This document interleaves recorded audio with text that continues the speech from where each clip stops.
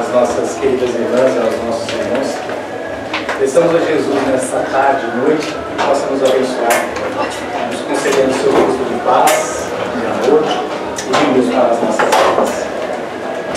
Inicialmente eu gostaria muito de agradecer à casa que me concede a oportunidade de falar, principalmente às nossas irmãs Alessandra, Heredília e todos os trabalhadores, uma casa sempre muito acolhedora. Não que nós tenhamos algum diferencial, porque nós também temos as nossas suscetibilidades, as nossas fraquezas, os nossos vícios físicos, mentais e espirituais. Mas eu creio que uniões como esta, em prática como esta, nos propõe sempre algo a refletir. Porque como os benfeitores nos dizem, sempre preste atenção, pois os ouvidos mais próximos de você são os seus irmãos. Demonstrando que nós devemos prestar um pouco mais de atenção no quanto a espiritualidade atua em nossas vidas. Eu gostaria de convidar a todos para que nós juntos pudéssemos fazer uma viagem histórica, a fim de que nós possamos refletir o ideal de Jesus em nossas vidas, o que foi a figura máxima deste homem, o maior de todos os tempos. E nós vamos começar justamente em uma época da qual intriga muito dos historiadores dos dias atuais. Eles se debatem porque durante séculos e séculos a humanidade sempre foi, pelos parâmetros dos dias atuais, demonstrada pelos seus tempos de guerra, crueldade, de traições, lutas por poderes e reinados que existiram e continuam a existir. Mas em especial, durante um período da história da humanidade, se tornou e continua a se tornar objeto de estudos dos homens historiadores modernos, que foi a época de Caio Júlio César Otaviano. Esta época foi algo muito singular. Segundo os religiosos e teólogos desta época, fazia 400 anos que as vozes proféticas, que os profetas, paravam de dar mensagens aos seres humanos. Parecia que houve um distanciamento do céu para a terra. Este período foi caracterizado pelas grandes construções, os monumentos, os templos religiosos, pelo respeito pela condição da plebe, da comunidade, pelos valores que o reinado procurava distribuir para com tudo e para com todos de maneira equilibrada. As guerras cessaram por esses períodos e ninguém sabia por quê. Todos achavam que a época de Augusto, que foi uma época gloriosa, onde Caio Júlio César Otaviano dominou sobre o seu reinado, fazendo um momento de paz sobre a terra, muito intrigou e continua a intrigar. Porque ele era um homem franzino de 1,5 m, 1,55 m, vivia com a pele totalmente roxa, um tanto roseada devido a uma certa enfermidade, suas pernas e sua caixa torácica, vivia totalmente enfaixada naquele tempo, porque ele era dono de constantes enxaquecas e resfriados que o levavam a ficar em camas. Mas ele também foi um homem muito bem conceituado pelo alto grau de moralidade, de força, de intelectualidade que trouxe ao povo romano e judeu àquela época. Ele chegou até mesmo, pelos fatores de moralidade, banir a sua própria filha na corte, pelos escândalos na ordem da sexualidade desregrada.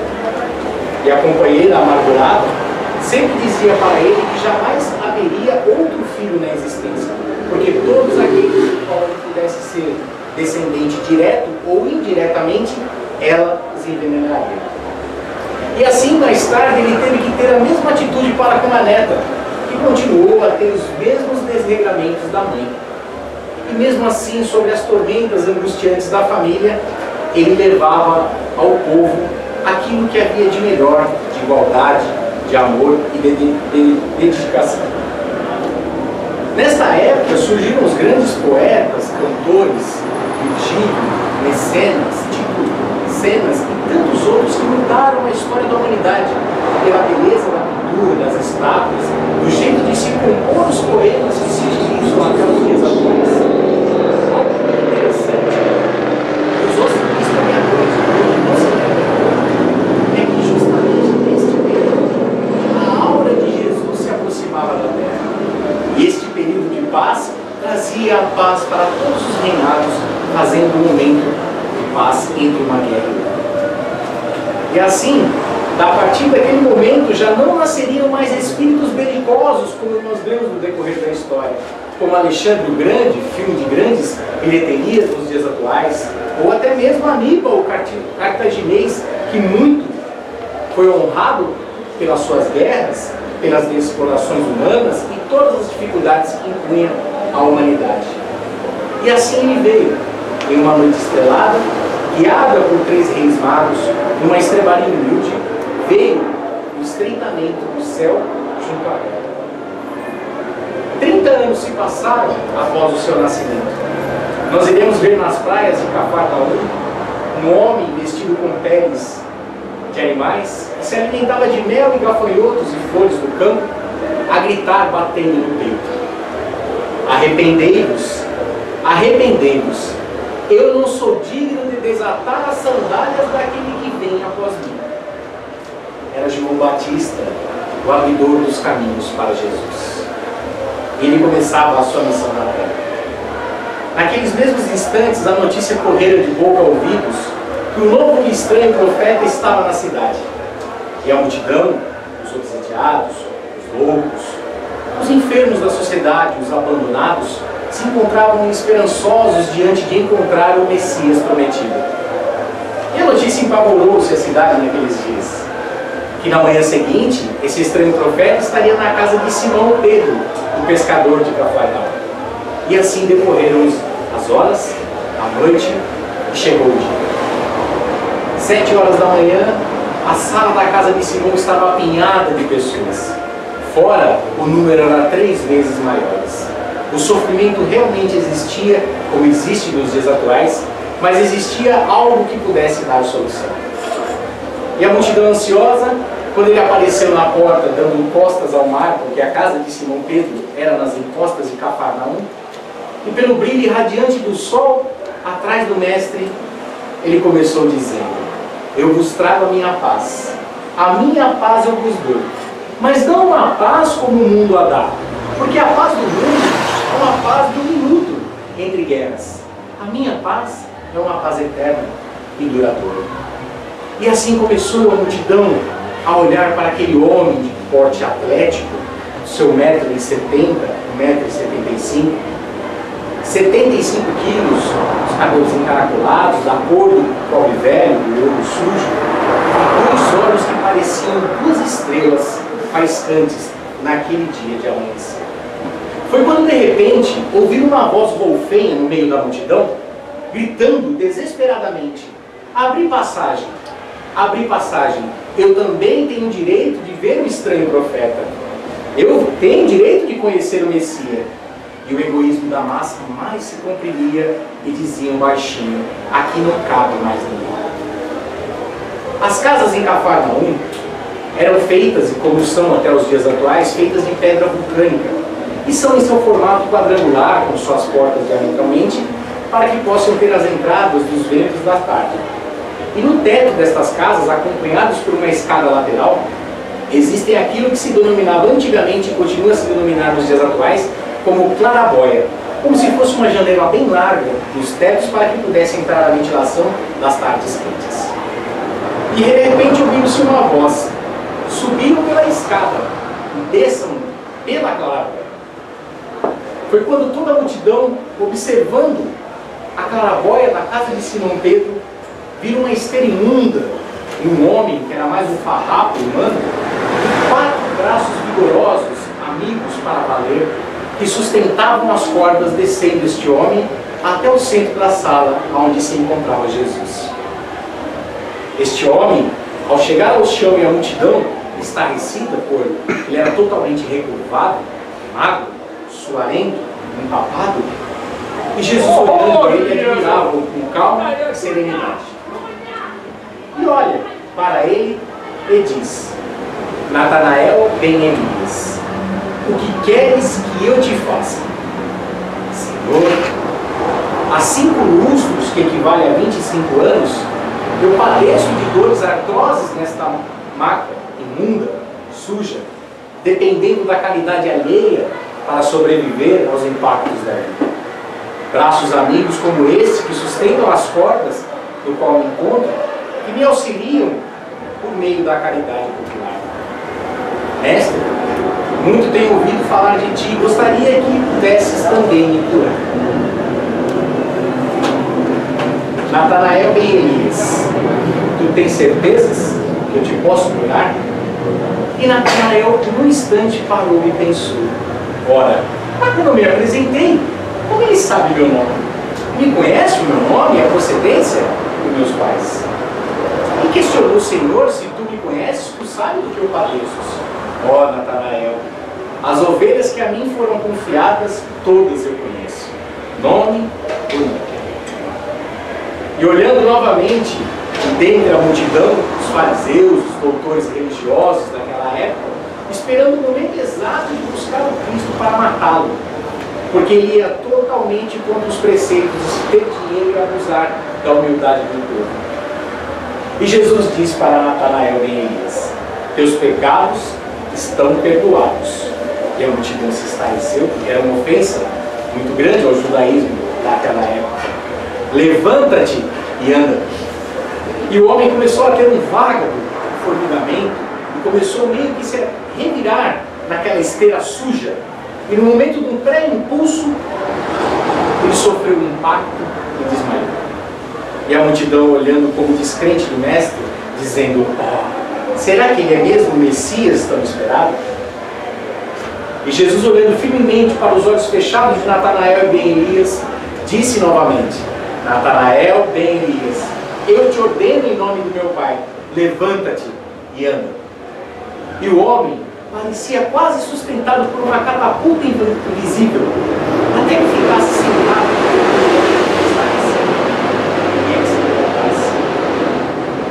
e disse para Jesus: mestre, o que queres que eu faça? Vá, pague os sacrifícios prescritos pela lei de Moisés e mostra-te aos sacerdotes do templo para mostrar que o reino de Deus está na terra. E Natanael enrola a esteira imunda, depõe debaixo do braço, dá um grito de felicidade e sai entre a multidão. Logo a seguir, uma senhora cega: Senhor, há 25 anos estou cega dos meus olhos, dependendo da caridade alheia. Sofro por demasia as crucificações que a vida me impõe. Cura-me, Senhor. E Jesus, impondo a mão, curou. A mulher volta a ele. Logo depois, um leproso, durante a sala, começa a gritar também: Senhor, eu também tenho direito. E Jesus lhe diz: os pecados estão perdoados. E o leproso fica sem nenhuma mancha sequer em sua pele. Muitos iam e outros viam no decorrer deste dia. E Simão Pedro, no cair da tarde, colocava o seu braço apoiado na parede maciça e olhava e dizia de si para si: nossa, o mestre escolheu a minha casa. Mas quando nós temos amigos importantes nos dias atuais, procuramos avisar todo mundo que nós temos alguma pessoa de muita importância em nossos lares. Ele escolheu a minha casa para fazer o reino dos céus. E Jesus, automaticamente, conversando e curando aquela multidão que não parava de chegar cada hora mais, de repente olha nos olhos do mestre e vê um certo cansaço, e de repente ele desperta. Às 7 da manhã, às 5 horas da tarde, é muito tempo. Chega, basta, o mestre está cansado. Pega Jesus e sai pelas portas do fundo e leva para a praia. Acomoda Jesus em um tronco de árvore, senta no chão e apoia os braços, as pernas magras do mestre. E começam a contemplar o Pai Deus nas sombras da casa.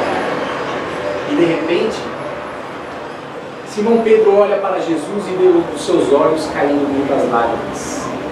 E questiona: mestre, tu choras? E o silêncio permanece.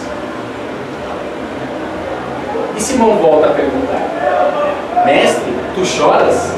Ora, deve ser de alegria, porque nunca Israel viu tanta cura, tanta luz na terra como nos dias de hoje.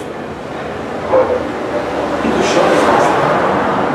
E Jesus começa a rir e falar: ó Simão, tu achas que o Filho do Homem veio à terra somente para colocar remendo de tecido novo em pano velho, sabendo que o rasgo se torna maior? Tu achas, Simão Pedro, que o Filho do Homem veio para colocar vinho novo, bom e saboroso, em odres, pequenos barris, bolsas de carregar vinhos velhos e sujos, para que se perdesse, se avinagrasse?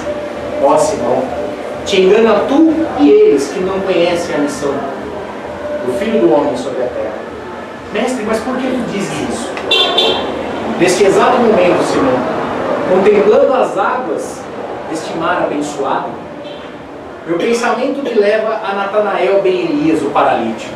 Ó Senhor, este eu conheço. A sobra dos peixes que sobravam em minha barca eu dava constantemente para ele. Mas eu sei que tu curasses. Há 25 anos eu vejo ele, neste catre imundo, fétido, abandonado pela sociedade romana e judaica da época. Eu conheço Natanael ben Elias. É, Simão. Neste exato momento ele se encontra em uma tasca, em um barco, acompanhado de amigos, demonstrando a vitalidade da força física que há 25 anos não possuía, e bebendo à vontade, e dizendo para os amigos: beberei até as fezes do prazer. Vejam, onde havia doença, agora há saúde. Ó Simão, tu achas que eu vim somente para curar mortos? Nesse exato momento, a mulher cega, que recobrou a visão, se encontra tramando a vingança contra aqueles que não a respeitavam enquanto era cega, porque ela se sentiu humilhada e está planejando um assassinato. O leproso se encontra na cama de mulheres importadas da Núbia, escravos da sexualidade, e dizendo com as vestes abertas: vejam, aonde havia carne, aonde havia pulso, agora existe a carne. Gozemos até o prazer. Ó Senhor, não te enganes, nem tu nem eles, porque o mestre não é um remendão de povos. E assim se passaram os dias. Duas personagens muito marcaram a presença de Jesus na terra, que está descrita nos Evangelhos. A primeira era quando ele estava em um pequeno campo, no vilarejo da cidade, ensinando os discípulos a respeito das coisas sagradas do reino de Deus, e eles, ávidos de conhecimento, prestaram muita atenção.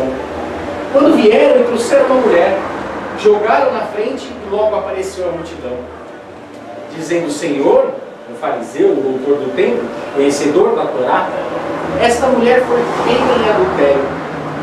Manda a lei de Moisés apedrejá-la. O que dizes tu? E dizem que nesta hora, Jesus escrevendo, alguns benfeitores nos narram, que ele escrevia ladrão, adulto. E olhando seriamente para a multidão, disse: aquele que estiver sem pecados, atire a primeira pedra. E a multidão abandonou as pedras e começaram a refletir, porque todos possuíam e continuam a possuir os pecados. A multidão se foi. A mulher permaneceu chorosa e recolhida com medo de uma certa condenação de Jesus. E o mestre se aproxima e lhe pergunta: mulher, não te condenaram? Aonde estão os teus acusadores? Não, Senhor, olhando desesperada de um lado para o outro. Onde eles estão? Se foram, Senhor. Nem eles te condenaram, nem tampouco eu. Vá em paz. E cuidado para não pecares, para que não te suceda coisa. Nesta mesma noite, narra o espírito Amélia Rodrigues, do livro Primícias do Reino, que a mulher, sem ter para onde ir e abandonada, subjugada pela sociedade, procurou o mestre na reunião dos discípulos na casa de Simão Pedro. E Jesus possibilitou uma entrevista diretamente com ela. Ela: Senhor, não tenho para onde ir, com quem me apoiar, realmente eu errei. Meu marido, homem de muitas posses nessa cidade, casou comigo prometendo as ilusões que muitos prometem uns aos outros. Só que logo nos primeiros dias de matrimônio, ele voltou com as suas noitadas na vida nos lupanares, nos bares e nas jogatinas que existiam na época. E eu fiquei só em casa, carente, mulher nova, queria viver as experiências do mundo. Até que um determinado senhor começou a demonstrar um certo olhar de compreensão, e eu me permiti, pelas minhas carências internas, ceder ao impulso desse senhor. E ele nos pegou em flagrante. E a próxima cena que eu irei narrar foi aquela vista na praça, da qual o Senhor salvasse a minha vida. Permita, mestres, que eu vá te seguir. Eu não tenho com quem ir, nem para onde ir. Ó mulher, eu não posso te acolher. Segue teu caminho, leva a tua mensagem, porque recebestes uma nova oportunidade de vida perante a vida dos homens. Segue teu caminho. E a mulher chorosa, desesperançada, saiu ao mesmo tempo a refletir nas palavras do mestre. E seguiu o seu caminho. 10 anos se passaram e nós vamos encontrar uma bela casa na estrada de Tiro, aonde recolhia os viajantes cansados dos transeuntes de uma cidade entre outra, aonde estavam leprosos, os humilhados da sociedade, os loucos, os obsidiados, porque antes de Jesus existia o vale dos imundos, onde se depositavam as pessoas doentes, os inválidos. A partir de Jesus começaram a existir casas como desta senhora que acolhia os viajantes. Até que um determinado dia bate à porta alguém totalmente cego, desesperançado, possuído do alto da cabeça aos pés de lepra. E ela acolhe. Cuida de suas chagas, serve um caldo reconfortante e fala de Jesus como era o hábito desta mulher falar de Jesus.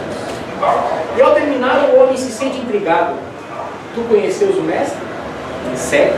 Sim, conheci. Ele salvou a minha vida. E graças a ele eu instituí esta casa há 10 anos, acolhendo os sofredores da terra, levando a mensagem de Cristo. Ó, a mim ele me desgraçou. Ó, mas como podes? O mestre ter desgraçado a tua vida? Sim. Eu tinha uma mulher, muitos anos atrás. Casei pelas vaidades humanas e atender os aspectos do matrimônio que a lei, a Torá, Moisés recomendava. Mas um dia, essa mulher me traiu. E eu perdi toda a minha esperança. E como mandava a lei apedrejá-la, resolvi entregar aos doutores do templo e ao fariseu. E acompanhei o julgamento até o momento que aquele homem, que tu chamas de Jesus, fez a frase que referendou a vida de todos aqueles que iriam apedrejá-la. Quem estivesse em pecado, que atire a pedra. Ela recebeu uma nova oportunidade. Todos se foram, mas a mim, que fui traído, humilhado, que fiquei a aguardar uma palavra de consolo do mestre, fui ignorado no meio da multidão. E desde lá, reconhecendo os meus erros, venho correndo atrás desta mulher, dia e noite, para que eu pudesse pedir perdão, reconhecendo a minha fragilidade de homem do mundo. E ela embalando, olhando entre as rugas, as chagas, a lepra e a cegueira, via o companheiro que a houvera comprometido anos atrás. E disse: estejamos em paz agora, porque Jesus já nos irá propor o seu reino, demonstrando a fase do perdão na vida da pessoa. Outra fase muito significativa é quando a humanidade abre os portões de Jerusalém, estendendo palmas, para receber Jesus sentado no burrinho, conforme já nos dizia a profecia de Isaías no Antigo Testamento. Que o Senhor viria sendo louvado e sentado no burrinho, conforme dizia a tradição. Naquele dia tudo percorrera com tranquilidade, a ceia, aquela semana corrida, até o momento que conseguiram fazer a emboscada para Jesus. Preso, vilipendiado, surrado, como todos nós conhecemos a sua história, neste momento final, onde abandonado, traído e sem amigos, no auge do momento em que ele pegava as via-crucis, que ele cai sobre o preso de uma cruz, aparece um homem singular no canto da parede, onde o soldado diz: você ajude-o a carregar. Eu? Sim, senão eu colhei penas mais severas a ti. E o homem, sustentando o peso da cruz, começa a ajudar. E era Simão, Simão da cidade de Cirenaica. Ele era um homem muito simples, um homem do campo, um homem de família. Mas naquele dia as dificuldades financeiras e familiares tinham tomado conta da sua casa. Ele só tinha uma pequena planta de nardo, que concede o perfume de nardo, muito conhecido nos campos da Judéia, Israel e Jerusalém. E naquele dia eles extraíram uma certa porcentagem e se dirigiam à cidade para vender, porque seu filho mais novo se encontrava enfermo. Micael, a sua esposa, mulher com seu filho, dizia que ele precisava dar um jeito, que a vida não poderia mais continuar assim. E que ele se dispusesse a ir até a cidade naquele dia, vendesse e trouxesse alguns dividendos, principalmente para tratar as febres que o próprio filho se encontrava e da qual eles não possuíam recursos. E aí nós voltamos para ver a cruz, quando ele, pegando a cruz do Cristo, não olhava, porque Simão morria de medo de sangue e possivelmente desmaiaria ao lado do mestre, que se encontrava empapado de sangue. Fez o trajeto todo da Via Cruz, levando o mestre até o Monte do Gólgota, ou o Monte da Caveira, como é conhecido. E lá, deixando a cruz, fitou para o lado e trocou um único olhar com o mestre. Olhar este que nunca mais saiu de sua vida. Ao retornar para sua casa, um pouco sujo de sangue, a mulher Mica, ela começou a querer agredi-lo em vias quase de dizer: cadê? Tu voltas com nada que trouxesses? E aonde vamos com tudo isso? Teu filho encontra-se doente, nossa vida está uma desgraça. E ele se aproxima da mulher, sereno, calmo, com o ombro ainda um tanto ferido, e ela, ao se virar, coloca, por um momento de distração, a mão naquele ombro machucado. E algo muito interessante ocorre, que ela começa a mudar a expressão, olhando para Simão e dizendo: eu tenho que te compreender. Tu saístes para tentar ganhar algo para nós no dia de hoje. Vá tomar o seu banho, lavar-se e vá se descansar. Na madrugada, a tosse do filho apertada, começara a expelir muito mais daquilo que expelia durante o dia. Simão acorda no auge da noite, vai, pega o filho no colo, tranquiliza-o, e a criança tenta se apoiar a cabeça no ombro machucado. E começa a suar, suar, suar, até que de repente a febre cessa. A criança começa num processo de recuperação quase que instantâneo. E ele se espanta e vai dormir, botando o filho ao lado. Na manhã seguinte, sua mulher, que era sempre muito rígida, acorda dizendo que ele era o melhor marido do mundo, que Deus, que Jeová, não poderia ter cedido pessoa melhor para ela. A criança estava curada, a alegria voltava para casa. O pé de nardo, que no dia anterior era um pé pequeno, com suas essências diminutas, durante aquela noite houvera ganhado dimensões proporcionadas, da qual muitos diriam ser um milagre.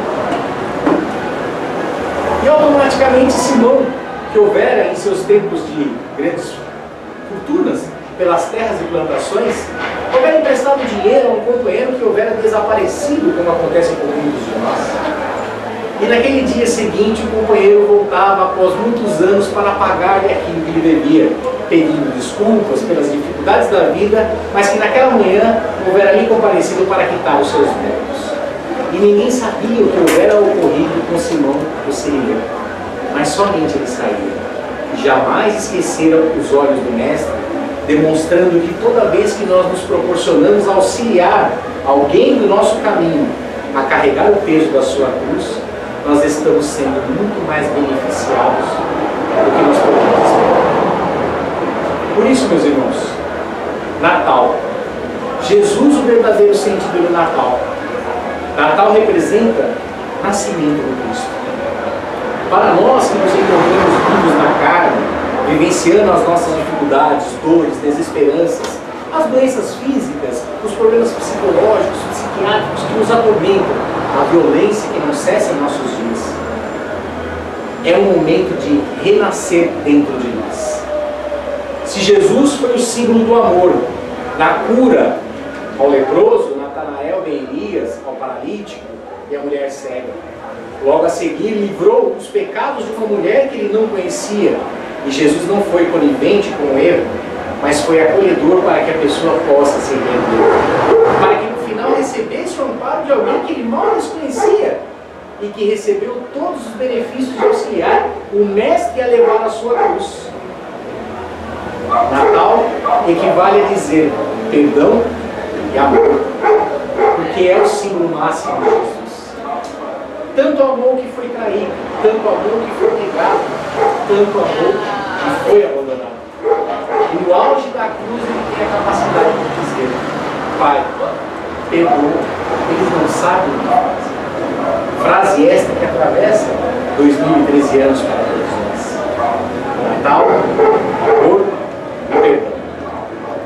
isso que no Livro dos Espíritos, Allan Kardec questiona as entidades venerandas na questão 625. Deus concedeu ao homem alguém que poderia ser modelo de perfeição sobre a Terra? Os Espíritos não fazem nenhuma outra questão de preâmbulo, de preenchimento de frases ou algo semelhante.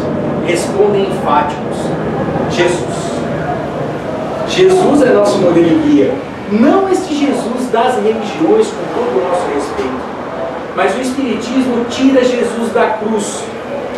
Tira Jesus daquela cruz há 2000 anos e nos traz aquele Jesus que aparece aos apóstolos e discípulos trancados de medo no terceiro dia, onde janelas e portas trancadas o Mestre adentra, dizendo: eu vos trago a minha paz. É esse Jesus que o Espiritismo vem nos trazer, para que nós possamos aceitá-lo mesmo diante das nossas limitações, dos vícios, doenças e dificuldades. É o Cristo interno. E Allan Kardec, não parando por aí em Livro dos Espíritos, pergunta, na questão 896, qual o verdadeiro sentido da palavra caridade como entendia Jesus? E os Espíritos respondem com a mais sabedoria de todos os tempos: benevolência para com todos, indulgência para com as imperfeições alheias e perdão das ofensas. Perdoar é necessário. Faremos as nossas promessas, simpatias, pularemos 7 ondinhas no final do ano, para renovar os nossos votos conosco. Mas esquecendo que renovar os nossos votos conosco mesmo é na noite do dia 24 para o dia 25 com Jesus. No dia 31 são aspectos puramente materiais. No dia 25, dia 24 são aspectos espirituais, que estão além de todas as nossas dificuldades, que estão nos auxiliando a sustentar e a nos manter na vida. Por isso, quando nós falamos perdão, é algo muito delicado do ponto de vista de cada vivência, de cada irmão e de cada irmã na noite de hoje. Porque qual de nós não tem uma traição, um roubo, uma dificuldade, e que muitas vezes estaríamos reunidos em nossos lares, falando às vezes de Jesus, outras vezes não, porque o materialismo tem empanado o brilho do Mestre. Nós pegamos as crianças da nova geração, da qual nós temos possibilidades de ter contato, crianças de 3, 4 anos de idade, e nós perguntamos para provar em realidade se nós estamos ouvindo aquilo. Meu filho, minha filha, o que é o Natal, Papai Noel e presente? E o símbolo máximo está sendo esquecido.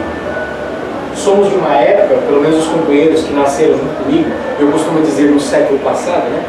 Quem nasceu antes de 2000, no século passado, nós éramos obrigados, nos finais de ano, a participar das missas, a compreender, segundo a tradição de cada família, o que era o símbolo de Jesus. E nós aprendemos a cultuar este Cristo externo, aonde nós vamos nas religiões, nos aconselhamos, recebemos os recursos, saímos de lá e voltamos a fazer o que estamos fazendo. Como o paralítico, como a mulher cega, como o leproso. Mas a proposta do Espiritismo não é trazer uma nova religião, se nós bem compreendermos Allan Kardec, como ele vai nos dizer no capítulo 3 do item 24 do Livro dos Médiuns. Um estudo sério acerca do Espiritismo irá nos demonstrar que ele tem nas suas bases a religião, mas que um dos seus efeitos é trazer fé àqueles que não a possuem e fortalecer naqueles que estão a servir. Essa é a proposta do Espiritismo. Não é nos vincularmos a uma religião, mas é nos reabastecermos no sentimento de religiosidade, que é o que nós carregaremos na rua, na nossa família, no trabalho, nos lugares, aonde nós encontramos as nossas dificuldades, aonde nós podemos dizer que é necessário perdoar. Qual de nós não passa o Natal muitas vezes com uma intriga, uma dificuldade? Eu? Não.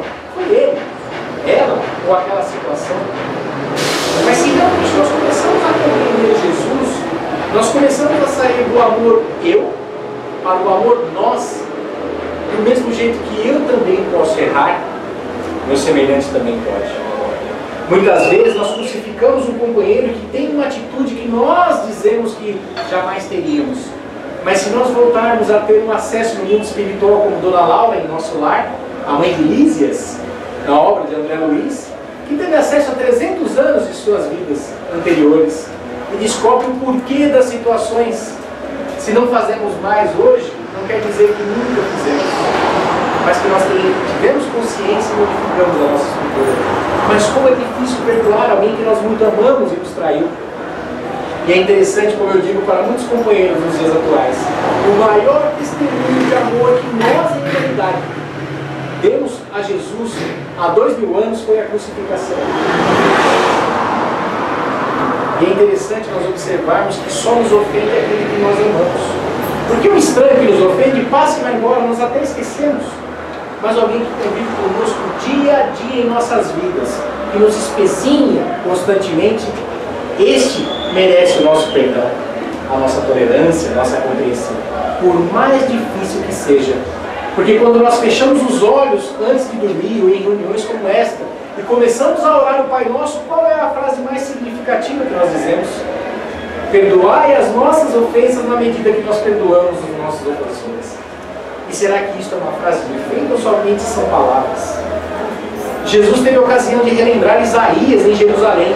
Estes homens muito me têm nos lábios, mas pouco me têm no coração. Por isso que é necessário revisarmos o nosso conceito de caridade à luz da doutrina espírita.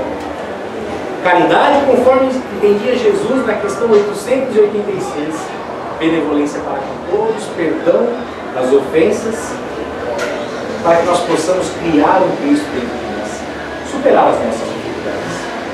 E por falar em perdão, eu me lembro de uma história narrada no livro Pequenos Milagres, livro este muito interessante, feito por duas judias, Rita Alberstein e Judith Leventhal, um livro muito interessante do ano de 2000.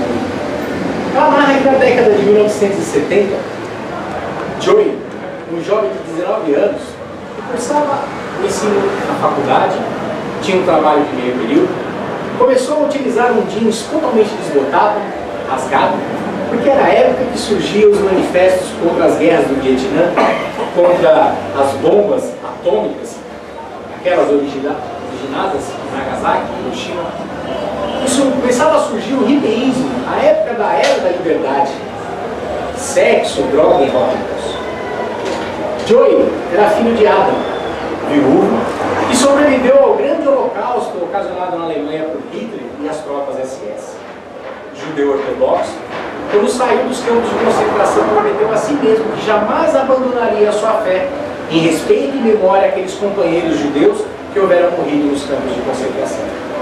E Joey, nesta manhã, chegava em casa, todo rebelde, no auge do seu furor da jovialidade, dizendo: papai, acabei de largar o meu trabalho, larguei também a faculdade e estou indo para a Índia. Conhecer uma outra filosofia, viver uma espiritualidade diferenciada.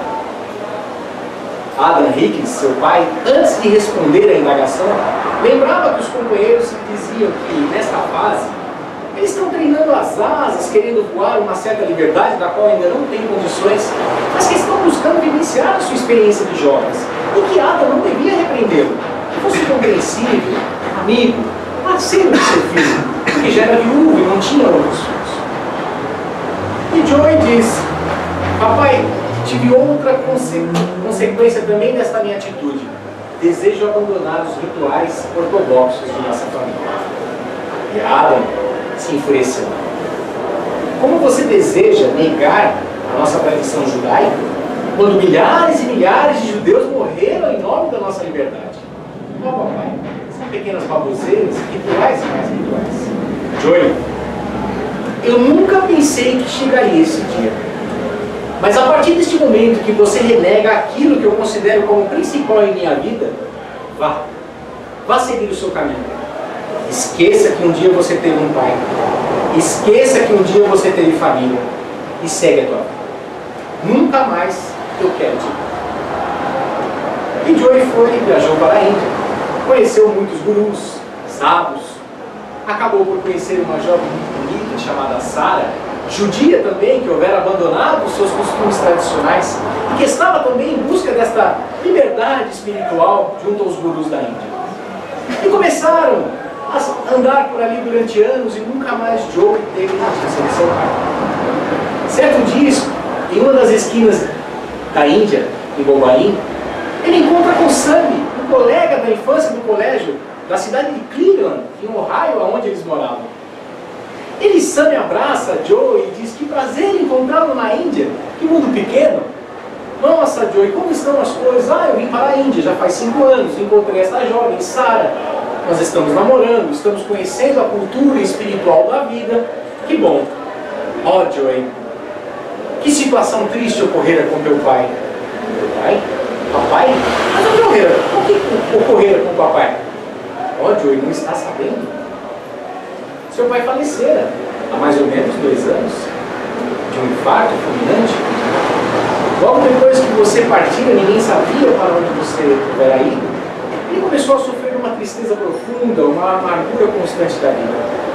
Viajou para Israel, retornou, e ao cabo de algumas semanas, acabou-se por ter um infarto fulminante. E Joey, olhando para Sam, me diz: eu matei papai. E Sam me diz: besteira, como você matou seu pai? Impossível, você estava aqui na Índia. Eu matei papai de desgosto. E Sara, colocando a mão no ombro de Joey, diz: não diga essa besteira. Seu pai morreu porque era da idade, da velhice. Algo normal nas pessoas e seres humanos. Não, eu matei papai. Sara, gostaria muito de me dirigir até Israel, conhecer os templos, os ancestrais da vida de onde meu pai cultuava. Eu desejo dirigir-me a Israel. E Sara, sob o auspício com choque, disse: mas essa não era o nosso comprometimento, a nossa busca era uma busca espiritual, não uma busca pelas raízes que nós temos. Mesmo assim, irei contigo. Ao desembarcarem em Jerusalém, ele logo se dirige ao Muro das Lamentações e começa a olhar os costumes da qual ele havia abdicado. E em cada frase, cada pessoa, em cada balanço que ele via judeus fazerem, a cada solidão usado sobre a cabeça, ele via a figura de seu pai. E disse: Sara, eu vou entrar no templo fazer uma oração. Joey, veja lá, prometeste que seguiríamos outros caminhos, agora tu queres voltar ao tradicional judaísmo? Sim, eu desejo. Então, acaba por aqui o nosso relacionamento. Infelizmente, esse não foi o tipo de vida que eu escolhi para mim. Siga teu caminho que eu seguirei o meu. E Joey disse: mas nós não somos almas gêmeas? Sim, somos. Mas no caminho se tornaram divergentes, nós temos que escolher o que nós devemos fazer. E Sara se foi. Joey entrou, não sabia o que fazer, porque nunca houvera chegado a ir até Jerusalém, e começou a verificar como se fazia os argumentos. Encontrou um jovem que fez um questionamento, onde ele poderia arrumar um solidel, feito de papel. O rapaz mostrou naquela banca pequenina que está ali na frente: aqui está o nosso livro de orações, e você pode se postar em frente ao muro e ali fazer as suas orações. E Joey pega todo o ritual do solidel, o livro das orações, se coloca em frente ao muro e começa a chorar. Pensando que já houvera esquecido a tradição que o pai lhe era ensinado do Ishmael, começa então a recitar como se fosse na infância, no furor daquilo que ele tinha aprendido, e chorava pedindo perdão a seu pai. Olhando para o lado, ele viu muitas pessoas escrevendo pequenos papeizinhos e colocando dentro das fendas da rocha. E pergunta para o rapaz: o que são esses papéis? São pedidos, nossas orações para que Deus atenda os nossos pedidos. Mas cuidado, possivelmente você não irá achar uma brecha. Os judeus vêm aqui há milhares e milhares de anos, e muitos pedidos e fendas estão totalmente ocupados pela quantidade natural de pedidos. Mas eu irei tentar. E Joey pega o papel e escreve: querido papai, se um dia receberes este bilhete que eu tenho a dedicar a ti, perdoe seu filho ingrato e mal criado. Eu só queria conhecer a vida, não imaginei que iria ofendê-lo tanto dentro destas questões religiosas. Perdoe, papai. E começa a procurar uma fenda nas pedras para tentar encaixar o seu pedido. E automaticamente ele vê uma fenda um pouco menor com um bilhete dentro e tenta colocar o seu bilhete. Ao colocar o bilhete que estava dentro, cai no chão. E ele começa a ficar pavoroso e falou: meu Deus, tirei o pedido de alguém, eu tenho que devolvê-lo, e já não achava mais lugar. Mas um instinto de curiosidade muito intensa fez com que ele abrisse aquele bilhete que estava no chão. E foi um grande choque na vida de Joey. Querido Joey, aqui é seu pai. Estive em Israel buscando saber por que não te amei mais. Por que fui um velho bobo? Por que eu não dei as condições necessárias de respeitar a sua vida do jeito que você queria viver. Oh, Joey, respeite esse velho bobo que possivelmente hoje já não está mais entre você. E viva a sua vida, porque eu também te perdoo. E Joey ficou estarrecido. Como poderia a vida levar o filho a encontrar um bilhete dentre milhões e milhões daqueles que ali se encontravam, um pedido e uma resposta de perdão, como se a vida, o céu e a terra se juntassem novamente? Automaticamente Joey acostumou-se com os hábitos judaicos, resolveu entrar numa situação de escolas, de estudos, de compreender o que era esta filosofia que fazia a vida do seu pai, que foi o motivo de sobreviver aos campos de concentração. E automaticamente algo muito interessante ocorre. Após 5 anos, ele estando lá junto com o rabino, da onde ele fazia os seus estudos rabínicos, ele diz: Joey, está numa idade um tanto mais ou menos no momento certo de se casar. Minha mulher é considerada a casamenteira da cidade. E ela me disse que tem um par perfeito que se corresponde totalmente a você. Vem jantar hoje à noite em casa e nós te apresentaremos esta jovem. E automaticamente, Joey se dirige à noite, aguardando na sala, conhecendo a mulher naturalmente do rabino, diz para ele: irei te apresentar a jovem. E pede para que ela entre. Quando ela entra, era Sara, a ex-namorada que houvera se separado dele quando eles houveram chegado em Jerusalém. Joey, você por aqui? Sim. Mas você também, Sara? Sim. Ah, estava por aqui, comecei a andar, não conhecia muito da cultura da nossa família, resolvi conhecer e fazer os estudos até que eu encontrei essa senhora, essa escola rabínica para mulheres, e resolvi permanecer aqui. Agora, você é o meu pretendente? Sim, sou eu. Demonstrando nesta pequena história que a vida só nos traz aquilo que nós realmente merecemos, que ninguém nos rouba aquilo que nós não possuímos, e que grandes testes e provações são necessários para provar a nossa fé. Viver isentos de dificuldades não quer dizer sermos cristãos. Basta nós vermos os grandes exemplos da humanidade: Francisco de Assis, Madre Teresa de Calcutá, Teresa d'Ávila, Chico Xavier.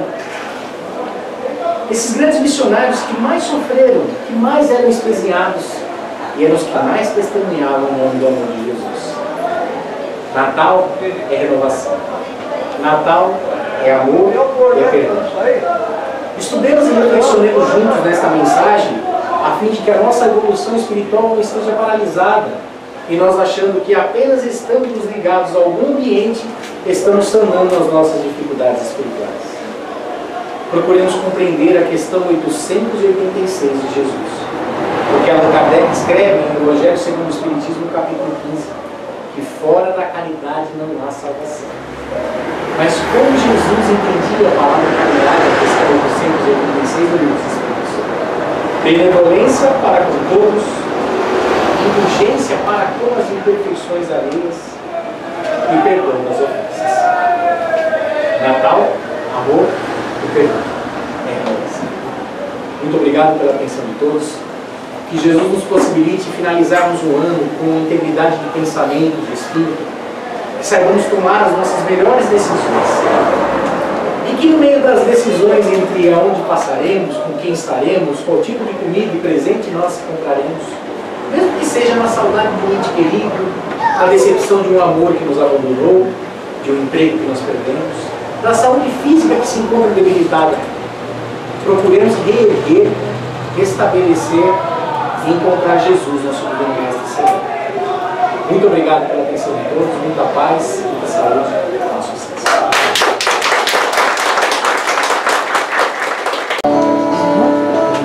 Essa sublime figura, em suas mãos brotam raios de luz. Traz de Maria o nome, do nome da Mãe de Jesus. Alma de luz, iluminou nas suas bênçãos gestos de amor. Maria modesta do seu nome, é bálsamo que aliviado. Natureza Maria, o seu povo, que merece seu passe de luz. E o Mestre vos sabe, Maria, o amor que nos seus olhos reluz. Natureza Maria, o seu povo, que merece seu